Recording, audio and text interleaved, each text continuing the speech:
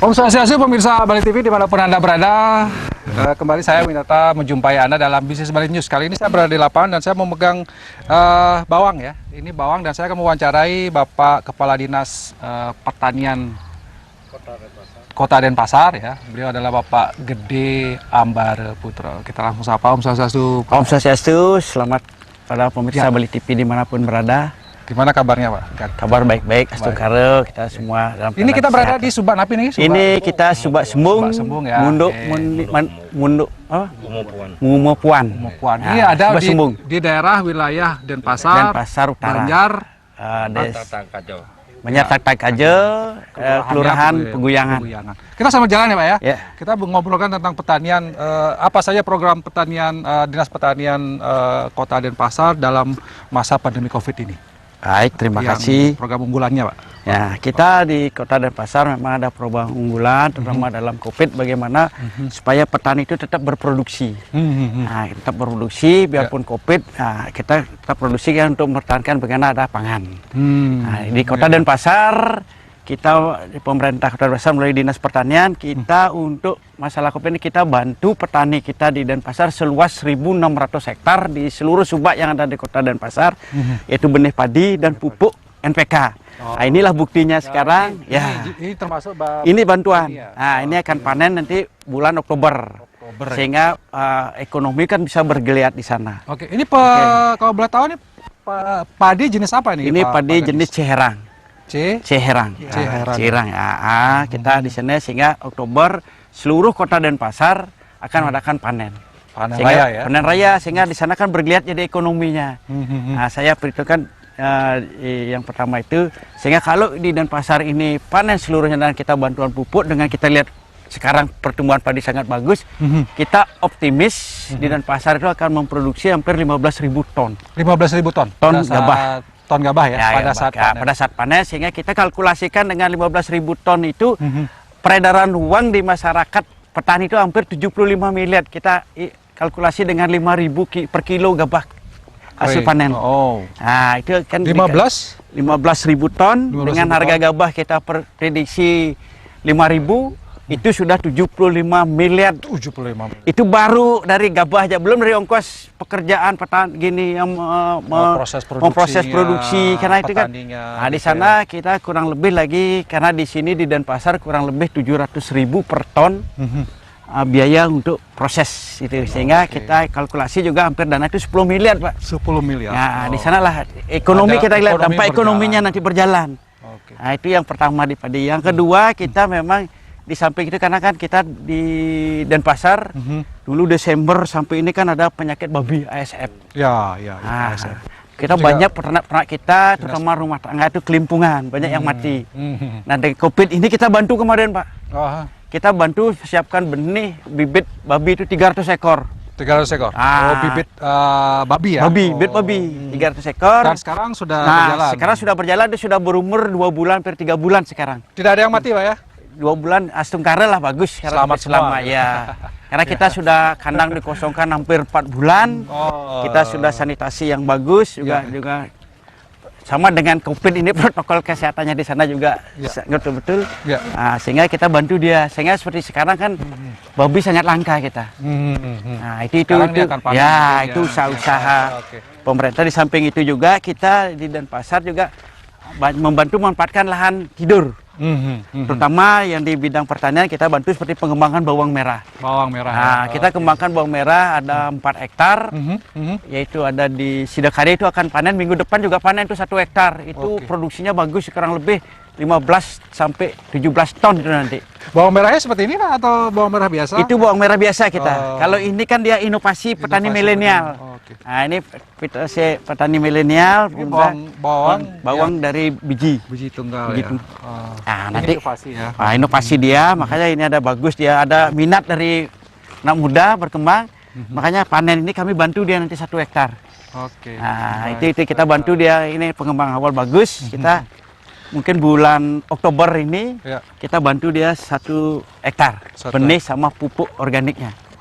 Tuh. Kalau kita ngomongin bawang ini Pak, bawang apa namanya? Bawang biji tunggal Enggak. seperti ini. Ini keunggulannya dibandingkan bawang biasa apa Pak? Nah, ini kan dia baru inovasi, memang dulu ada di Bali, mungkin ini baru dikembangkan.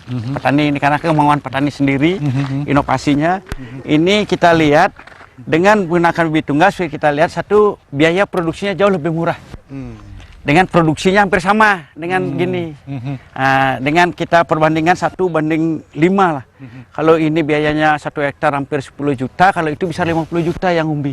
Oh, itu perbedaannya. Hasilnya sama. Hasilnya sama. Hampir sama ya. Artinya secara bahasa sederhana lebih menguntungkan. Lebih menguntungkan kalau dengan kita hitung harga terendah dah 15.000 per kilo, dengan hasil 15 sampai 20 ton kan udah 300 juta. Baik. Pak Kadis, kalau kita bicara tentang pertanian Denpasar ini kan menjadi daerah yang apa ya, katakanlah lahannya semakin menyusut gitu ya. Ya, betul. Apa yang menjadi persoalan utama sebenarnya? Apakah regenerasi pertanian atau lahannya atau apa yang menjadi Yang persoalan? kita utamakan di Denpasar kan sebenarnya generasi petaninya. Itu yang Ya, mengalami, harus diakui mengalami Ya, ini Pak ya. harus itu. agak sulit. Satu, generasi petaninya. Kedua, kita Denpasar itu banyak petani istilahnya penggarap. Nah, itu hampir 80% petani kota Denpasar penggarap. Tapi dengan adanya penggarap ini bagusnya bagaimana? Kan dia mengejar hasil. Nah, sehingga kita di kota Denpasar untuk produktivitas di Bali kita paling bagus. Oh. Paling tinggi di Bali. Paling tinggi Pak? Paling tinggi di Bali produktivitas Oh, kita produktivitas. sudah lebih pada tingkat nasional. Kita nasional rata 60, kita sudah bisa mencapai 67 67. Iya, Itu kuintal per 67 hektar. 67 kuintal per hektar. Hektar, ya? 67 kilo kuintal per hektar. Oh, berarti 67, ya. sebenarnya Produktivitas kita bagus. Bagus. tinggi ya? Iya, sehingga produksinya kita di sini bagus. Cuma lahan kita yang sempit. Oh, begitu ya. Iya, kita bisa memproduksi rata-rata 1 hektar di sini 8 sampai 10 ton. Bisa kalau di daerah Denpasar Selatan bisa di atas itu bisa 12 ton per hektar. Berarti itu keunggulan kita ya. Keunggulan kita karena Denpasar ya. kita sudah dari dulu kita sering membuat seperti ini bawang ini, kita dari pertanian kan nggak bisa, harus kita buat demplot. Kami setiap tahun membuat demplot pengembangan varietas baru. Apa hasilnya yang baru, petani kita kasih contoh sehingga tidak melulu, sehingga hama penyakitnya bisa ditekan. Oke. Nah itu. Tapi regenerasi petani ini Ya. orang-orang muda ini sudah agak jarang. Ya Pak. makanya kalau ada seperti bawang dari generasi milenial, saya sangat bangga, senang gitu. Nah semenjak ada pandemi ini sekarang banyak anak muda lagi terjun.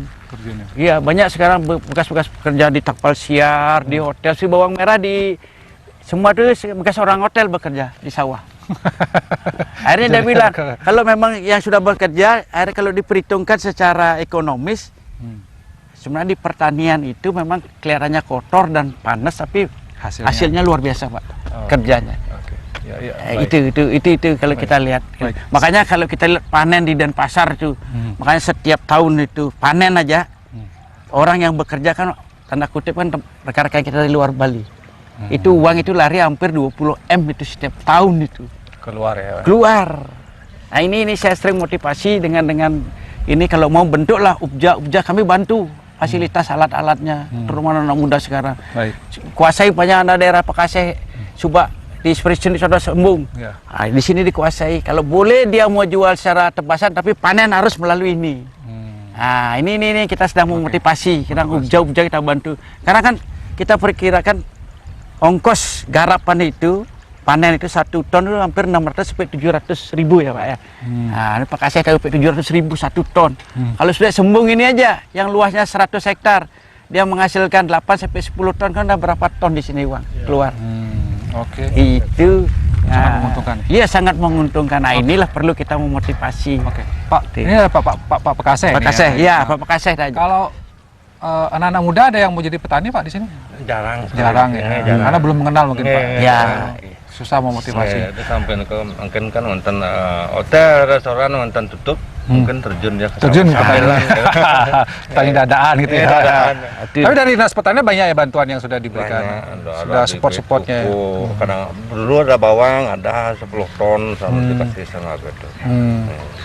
Yang menjadi kendala apa Pak kalau petani di menurut Pak Pakaseh nih? Yang mungkin masih perlu ditingkatkan bantuannya, program atau apa? Ya ini bantuan traktor emang sudah ada tenaga untuk menjalankan traktor. Orang nggak ada. Ya, biasanya kalau orang dari luar dari Bali, sana kalau Jawa kan sulit dia ke sini. Ya sulit karena COVID itu sulit. Ini kan traktor wonten anu wonten. Makanya saya harapkan itulah kalau mau bergerak, terutama di Subak ini ada usaha itu usahanya luar biasa itu. Kita bantu, traktor sudah ada. Mau alat panen perlu kita bantu dinas. Tujuannya kan itu, mau motivasinya ini. Nah, cuma kelihatannya anak muda sekarang kan ini kotor sama panas. Nah, tapi kan uang itu luar biasa. Sebenarnya di sini secara ongkos traktor 20.000 ya. 2.000 per hari ini 100 hektar. Nah, dikalikan aja 20.000. Nah, kan banyak, ada hampir 200 juta ya. 200 juta itu untuk traktor. Nah, petani, tapi orang kan tidak menghitung ke sana, Pak. Nah, ini yang perlu kita motivasi anak muda itu. Anak muda itu sebenarnya inilah kita kembalilah ke alam basic sambil kita bekerja untuk meningkatkan pertanian. Itu harapan kami. Oke. Nah, Pak Kadis mungkin ada punya harapan juga kepada masyarakat apa lagi ya? Mungkin kalau pertanian kita di Bali ini kira-kira di Denpasar khususnya apa yang menjadi harapan terbesar Pak Kadis? Ya harapan saya sih petani itu harus tetap sejahtera, meningkatkan kan harapan utama sekali. Nah, makanya mari kita sama-sama bantu petani kita, terutama petani kan biasanya kalahnya di pemasaran. Mari kita cintai produk kita yang sendiri kita punya, lokal. Nah, seperti sayur mayur kita lokal itu semuanya tidak kalah kualitas. Cuma sekarang bagaimana pengolahan yang bagus saja. Nah itu, di beras itu beras. Kalau Anda beli beras diselip, memang kalau diselip beras kita beli sendiri, ya kan tidak tahan 20 hari. Karena tidak pakai obat, tidak pakai apa-apa. Kalau beras ya sudah lebih pada 20 hari tidak keluar kutu itu udah pakai obat, pakai pemoles itu, pemutih itu udah tidak sehat bagi badan kita. Kalau ya kan benar, mari kita. Oke. Itu penyebabnya. Oke, ini ada satu program lagi yang ini pavingisasi yang di sini dari kita memang kalau ada subak-subak yang punya jalan subak, kita buat jalan petani. Manfaat dengan ada membawa sarana prasarana kan lebih mudah. Lebih gampang. Juga, sekarang bisa petani di sini dulu udah bisa naik sepeda motor. Sekarang bawa motor ya? Semua bawa sepeda motor. Boleh Pak lihat di bawa pupuk. Ini keliling Pak ya nanti ya? Keliling sudah. Begitu harga gabah juga meningkat dengan adanya ini. Ini kan mempermudah pelancar pengangkutan. Dan juga bisa untuk untuk jogging track. Oke, lumayan ya. Jadi ini hampir 1 kilo lebih ya. 1,5 kilo. Jaraknya yang sudah dipaving. Iya, yang paving ini. Semua subak di Sembung ini udah kita paving. Kalau Denpasar memang kalau ada jalan subak nih kita setiap tahun. Nah, kemarin karena ada ini pandemi. Nah, anggaran kita juga kena corona, jadinya semuanya ada mau kita paving nggak jadi akhirnya. Dananya digunakan untuk yang lain. Ya, refocusing untuk dana kesehatan, demi masyarakat semualah juga. Kita siap demi masyarakat kita sehat. Baik. Dan samping itu saya harapkan kepada petani semua, mari kita tetap di sawah, tetap menggunakan protokol kesehatan. Ini yang penting. Tapi belum ada klaster muncul nanti klaster di sawah. Karena lah selama sih tidak Pak ya. Iya. Baik, terima kasih. Oke, terima kasih Pak Kadis karena waktu ya. Tapi saya kira banyak program, ada beberapa hal yang tadi ternyata produktivitas petani di Denpasar itu sangat tinggi Pak ya. Mengalahkan nasional bahkan ini luar biasa, dan upaya-upaya yang sudah ada inovasi seperti bawang ini bawang yang mungkin ke depan ini hasilnya lebih besar, biayanya lebih murah gitu ya. Petani-petani milenial Anda yang mungkin dirumahkan bisa mengambil. Kalau punya lahan kosong Pak ya, nanti silakan. Bisa hubungi Dinas Pertanian, akan dibantu nanti bibitnya kemudian dan lain sebagainya. Kita bersama-sama membangun pertanian di kota Denpasar gitu ya. Di samping itu juga kita tambahkan pertanian kita bukan di sini aja, kita ada peternakannya juga. Oh, ada peternakannya juga. Baik. Next time mungkin kita akan ke peternakannya Pak, ada babi gitu ya dan segala macam.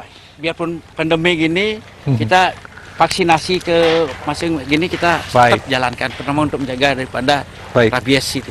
Baik, terima kasih Pak Kadis, terima kasih Pak Kaseh ya, dan tetap semangat menjadi petani, dan Dinas Pertanian tetap semangat membimbing petani di Kota Denpasar. Demikian Bisnis Bali News kali ini, saya ucapkan terima kasih atas perhatiannya. Sampai jumpa di Bisnis Bali News berikutnya. Saya tutup dengan promo Santi Om. Santi Om. Terima kasih.